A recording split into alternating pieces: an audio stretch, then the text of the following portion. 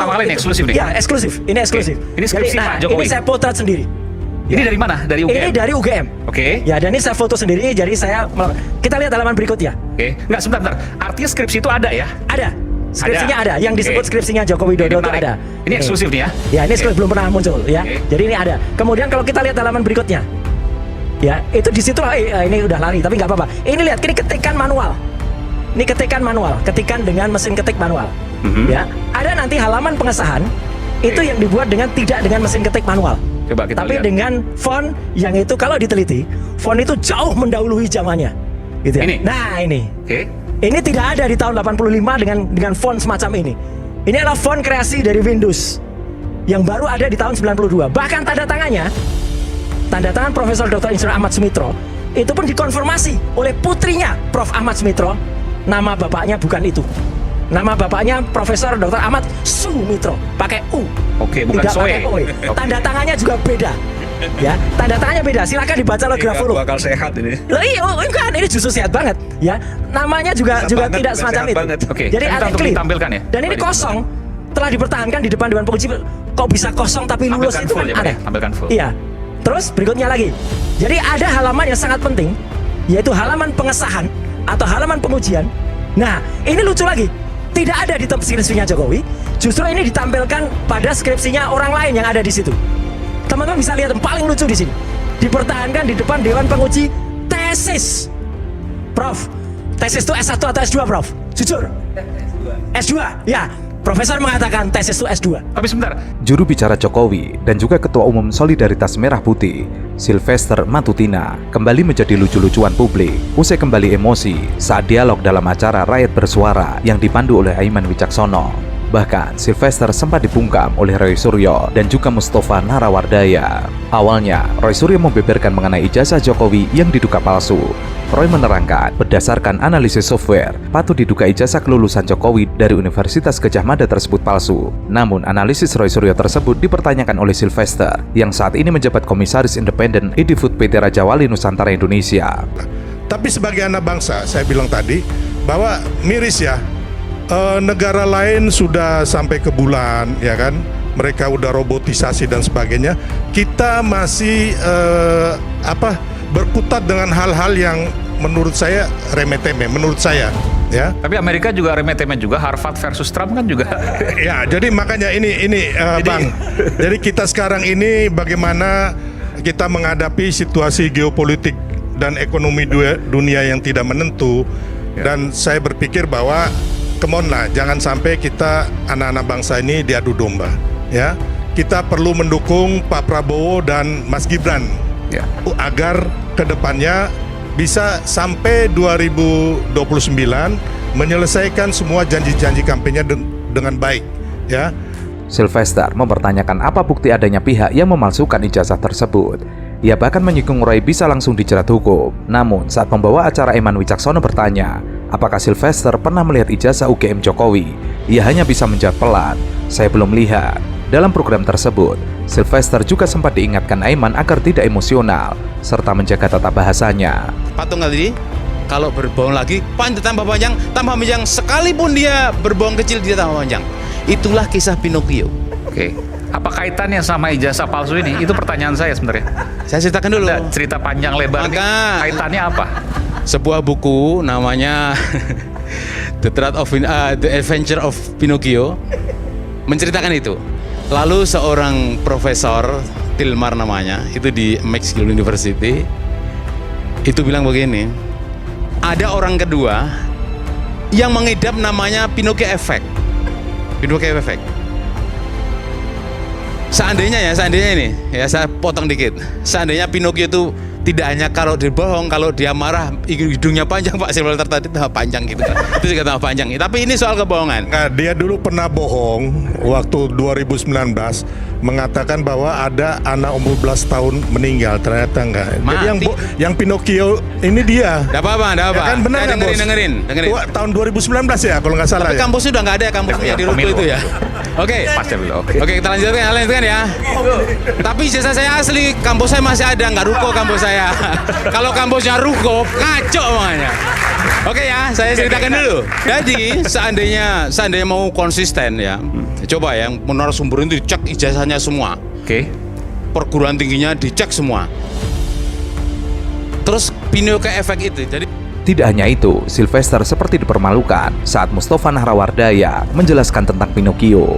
Namun, Sylvester sempat memotong dan menuding Mustafa Nahrawardaya juga sempat berbohong bahwa kampus kuliah Sylvester berada di pertokoan yang kini sudah tidak ada lagi jejaknya. Informasi keterbukaan publik ini khususnya mengenai pribadi termasuk yang pendidikan itu dikecualikan. Salah lagi nih. Loh. Salah. Ya, ini merujuk pada pasal 17 Betul. huruf H. Iya. Angka 5 Undang-Undang Nomor 14 tahun 2008 Ya, ada tentang pendidikan nilai. keterbukaan informasi publik. Satuan pendidikan formal seseorang adalah salah bentuk informasi yang Betul. dikecualikan. Di situ Udahlah, naskah Mas. akademiknya Ya, adalah nilai. udahlah, kalau dalam hal lain boleh lah Mas, tapi kalau dalam hal hukum mungkin kita ini Kebetulan saya Dihukum ngawal. ya. Kebetulan kami semua di Komisi 1 DPR mengawal itu, Mas. ya ini kan bunyi undang-undang, bukan Betul. karangan saya. Betul. Dikecualikan tuh nilai. oleh kerahasiaan. Nilai rekam medis itu kecuali. Kalau Nah, Mas, instruksi, itu ijazah, pun di KPU pun semuanya ini Oke. KPU pun Ya, ini melakukan tafsirnya beda-beda. Nggak nafsirnya apa-apa. beda. Ya nafsir sendiri ya Nah, repot. bukan dong, KPU dong. KPU semua menafsirkan kayak begini. Ini Roy Suryo yang menafsirkan sendiri. Oh, bukan Ya. saya. Undang-undang menafsirkan begitu. Undang-undang Dan dan kita sudah bangga. Mas, maaf ya Mas ya, KPU dimanapun melaksanakan undang-undang ini, bukan saya, bukan Roy Apa, Suryo. kok bisa KPU melaksanakan apa maksudnya? Ya, memang dikecualikan untuk mengenai pendidikan, Mas. Oh iya, apa hubungannya dengan KPU? Keterbukaan publik itu. Bentar. Apa hubungannya dengan KPU? Loh, KPU kan memverifikasi semuanya nih. Ya. Iya. Ya, ini dan kan nggak semuanya melibatkan KPU. Diberikan informasi ke publik oleh KPU nih, ya kan? Iya. Tapi masalah pendidikan tidak boleh kecuali yang bersangkutan itu yang mengeluarkan, benar. Nanti kita melakukan verifikasi berdasarkan fotokopi ijazah yang sudah dilegalisir oleh kampus tempat yang bersangkutan belajar misalnya saja. Ya. Nah, kita datang ke kampus tersebut dan kami hanya melakukan verifikasi yang menyatakan bahwa benar yang bersangkutan adalah pernah kuliah di kampus ini dan ijazah dikeluarkan oleh kampus tersebut. Oke, berdasarkan dari UGM itu Berdasarkan berarti ya. verifikasi tersebut. Nah, jadi KPU tidak dalam konteks menggunakan tugasnya seperti yang disampaikan oleh paslon misalnya, melakukan forensik atau memastikan bahwa itu ijazahnya palsu atau tidak. Tidak. KPU hanya memastikan bahwa UGM, kita mau Ya. tanya nih, gitu kan? Ya. Apakah kemudian Pak Jokowi pernah berkuliah sini dan biasanya dikeluarkan oleh Anda? Ya. Benar, sudah cukup. Jadi Dikata. KPU, saya garis bawahi, KPU melakukan verifikasi kepada institusi yang bersangkutan, tidak melakukan verifikasi Ada forensik. jawaban nggak, Mbak? Boleh tanya Pak Ilham. Ada jawaban nggak terhadap kemarin Dr. Taufik yang kemudian melakukan gugatan itu mengecek kepada KPU ternyata data-data Pak Jokowi itu nggak ada semua, itu kosong. Gitu. Wah, kalau dalam masa sekarang saya tidak tahu. Nah, Tapi ketika saya terus terang yang bertanggung, Barusan itu, kami Pak Ilham. bertanggung jawab di pemilu 2019, data itu kami pampang. Dan itu Oke. masanya apa Mas Ilham adanya, waktu gitu. itu ya. Dan itu di masa Oke. kami. Oke. Nggak tahu di masa sekarang saya tidak tahu. Gitu. Ya, klarifikasi tadi yang keempat. Ya. Oke, KPU sudah mengklarifikasi. Yang paling lucu Mas, KPU sekarang kan ikut tergugat dalam gugatannya Pak Dr. Taufik. Setelah dicek di KPU nggak ada datanya semua data presiden ada, mulai dari Gus Dur, Megawati, SBY, semua ada. Kecuali datanya Joko Widodo ini nggak ada, hilang. Data Aneh. apa? Data pendaftarannya di KPU. Nggak ada. Iya, Termasuk ijazah juga nggak ada. nggak ada. Aneh kan? Siapa yang menyatakan nggak ada itu? Pak Taufik, Dr. Taufik. Yang sekarang sedang menggugat Joko Widodo di Solo kan? Dan lucunya kalau itu diperiksa, yang dulu sempat kita capture. Oh, jadi data-data pendaftaran Pak Jokowi baik di KPUD Solo, Ya. KPUD Jakarta maupun di KPU pusat tidak ada. Tidak ada. Hilang. Hilang. Padahal kami Di sempat websitenya lihat. ada. Tiga KPU itu nggak ada. Ini kan aneh gitu. Kalau ada ya jangankan ijazahnya, data di KPU aja bisa hilang, digondol tikus kali ya. Nah, kalau yang ngomong itu nanti orang KPU, baru kita bisa verifikasi omongan itu. Tapi kalau Rosuru yang ngomong itu ngapain kita bahas di sini? Ketua Salah satu penggugat ijazah Jokowi, Roy Suryo, mengklaim kurikulum vitae Presiden ke-7 Republik Indonesia tiba-tiba hilang di situs resmi Komisi Pemilihan Umum. Ia mengungkapkan CV Jokowi yang hilang tersebut terkait pencalonannya dalam Pilpres 2019 lalu. Riwayat dari rival Jokowi saat Pilpres 2019, yaitu Prabowo Subianto, terlampir di situs KPU. Sementara itu, pengacara relawan Jokowi yang melaporkan Roy Suryo dan tokoh lainnya ke Polda Metro Jaya terlihat terbata-bata saat mendapat pertanyaan dari Aiman Wicaksono. Padahal laporan kepada Roy Suryo, Rismond Sianipar, dan juga Dr. Tifa sudah diterima oleh Polda Metro Jaya. Kliennya siapa? Klien saya Andi Kurniawan. Siapa itu? Dia ketua Pemuda Patriot Nusantara. Pemuda Patriot? Ya. Oke. Oh jadi apa yang disampaikan yang bersangkutan ke Anda? Tolong laporkan ini karena begini gitu misalnya. Tentu klien saya berdiskusi dengan saya. Andi Kurniawan? Ya betul. Itu siapanya Pak Jokowi? Nggak ada hubungan. Fansnya Pak Jokowi? Nggak ada hubungan. Nggak ada hubungan juga. Jadi begini. Jadi. Tapi diterima loh. Itulah rezim ini, Mas. Jadi gini, Mas Aiman. Jadi Andi Kurniawan ini ketua Pemuda Patriot yang konsen di bidang pendidikan. Ya. Ya. Nah dia melihat ada dugaan tindak pidana penghasutan yang telah terjadi. Nah dia melihat negara tidak hadir, seolah-olah ya, karena lama ini bergulir dan sebagainya. Ya. Nah ia datang melapor kepada pihak berwajib. Dan laporan itu sudah diterima. Bahkan kemarin kami sudah mendampingi terlapor untuk dimintai keterangan bersama saksi. Ya. Ketiganya dilaporkan terkait pasal 160 atau pasal 28 ayat 3, Jo pasal 45A ayat 3 Undang-Undang Nomor 1 Tahun 2024. Saat ditanya terkait dengan undang-undang tersebut, pengacara relawan Jokowi tersebut tak bisa menjelaskan dengan lancar. Roy akhirnya merasa lucu karena pasal yang dilaporkan terhadap dirinya terkait dengan penghasutan untuk mendorong atau mengajak orang lain melakukan tindak pidana tidak seperti fakta yang terjadi. Yang saya tanyakan penghasutan supaya publik mahfum, supaya masyarakat mahfum dan saya juga mahfum tahu Ya, mana baik. penghasutannya. Makasih Aiman. Ya. Jadi ini pasal penghasutan ini 160 Mas Aiman. Ya.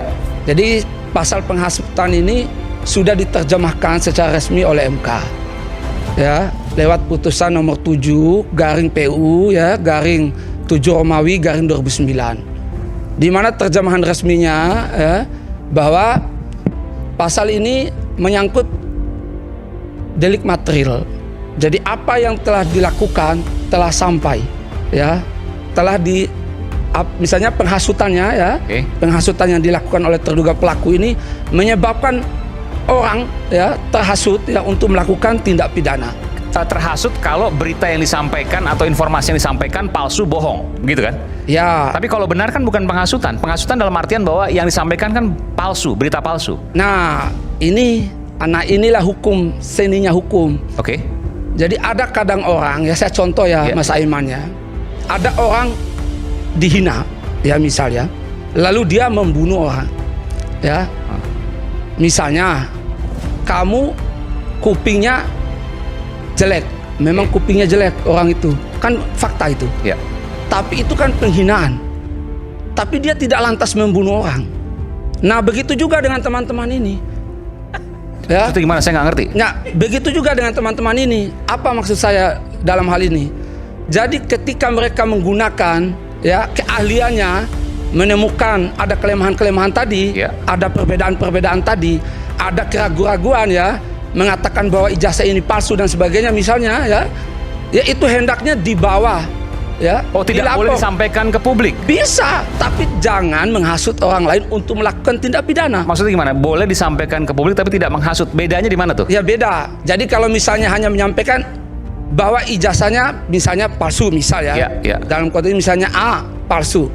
Tapi kalau mengajak orang lain ya untuk melakukan tindakan melawan hukum dari kata itu ya. Apa tindakan melawan hukumnya? Ya misalnya melakukan penyerudukan ya terhadap institusi pendidikan.